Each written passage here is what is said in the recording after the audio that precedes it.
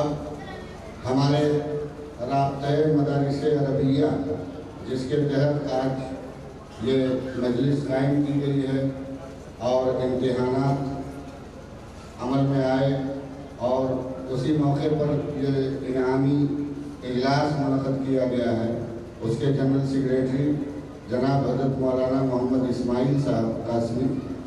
جو یہاں تشریف فرما ہیں، میں ان سے درخواست کروں گا کہ وہ تشریف لائیں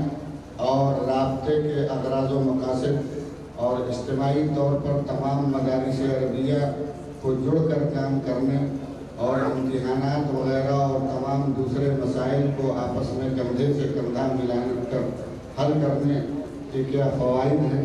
اس پر حضرت مولانا محمد اسماعیل صاحب جو جامعہ اسلامیہ نیو کریم گنج گیا کے محتمل اور کریم گنج جامع مسجد کے امام و خطیب ہیں، وہ کچھ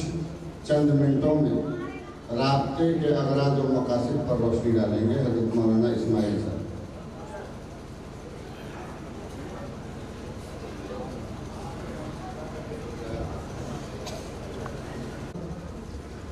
اس کی اطلاع میں نے خان کو دے دی تھی، جو مدرسہ جامعہ ام القرآن اسلامیہ وائٹ ہاؤس میں ہے، اس میں بھی 8 مدارس کے طلباء جن کی تعداد 170 کے لگ بھگ رہی ہے، وہ اجتماعی امتحان میں شریک رہے۔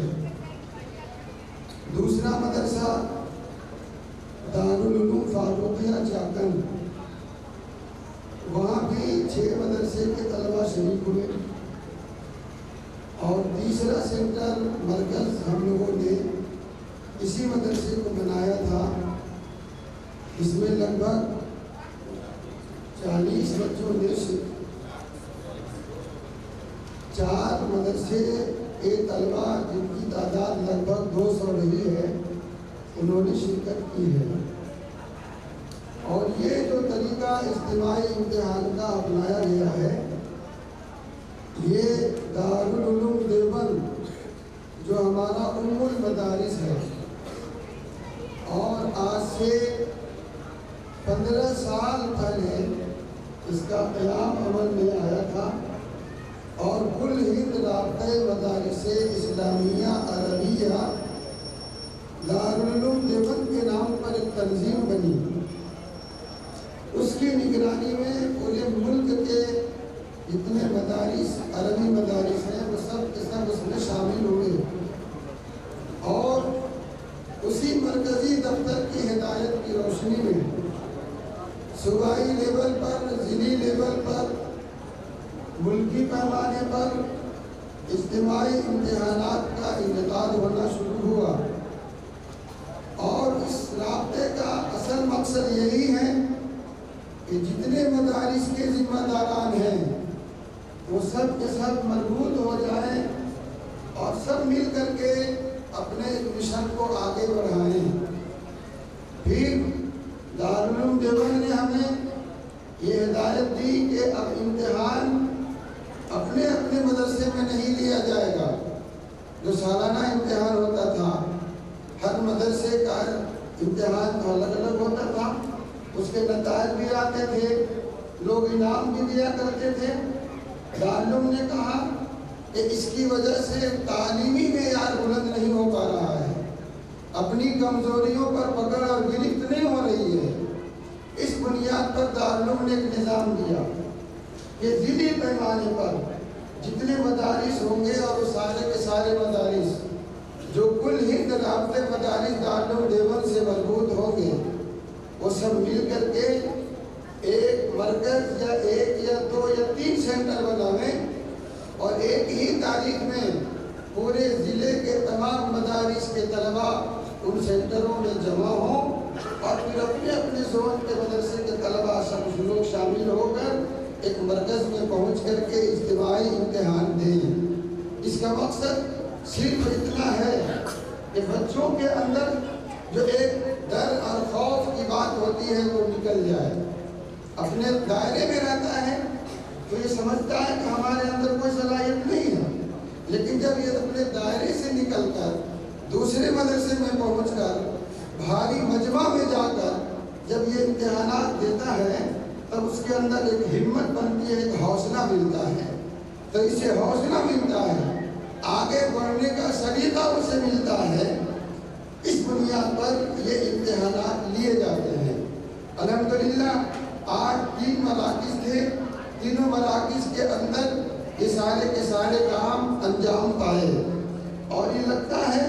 کہ اس ضلع گیا کے اندر یہ تیسرا موقع تھا کہ اجتماعی امتحان کا نظام بنایا گیا۔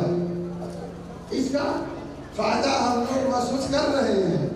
طلباء کے اندر بھی ذوق اور شوق بیدار ہو رہا ہے، مدرسے کے ذمہ داران چوکنا ہیں، متفکر ہیں،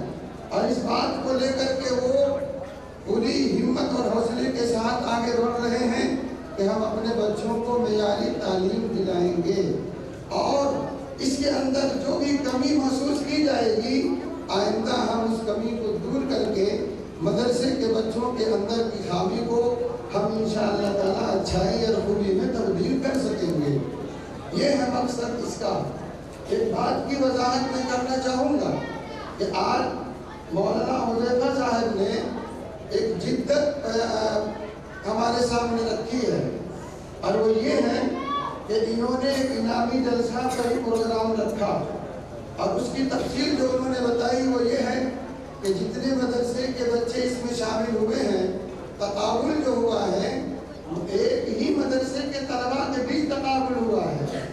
یہ ہر مدرسے کے بچے جتنے شامل ہوئے ہیں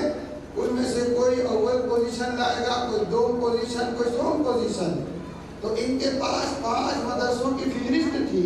اس حساب سے انہوں نے 15 انعام کا انتظام فرمایا، اور وہ بھی اپنی طرف سے اپنی کوششوں کے نتیجے میں رابطے سے کوئی خرچ لے کر کے نہیں، اس لیے ہم انہیں مبارکبادی بھی دیتے ہیں، اور ان لوگوں کے ذہن کو صاف کرنا چاہتے ہیں کہ اس میں آپ کو کسی بھی طرح کا کوئی اشکال نہیں ہونا چاہیے۔ اشکال کی بات اس وقت تھی جب انسان سارے مدارس کے طلباء کے درمیان تقابل کراتا، تو ظاہر ہے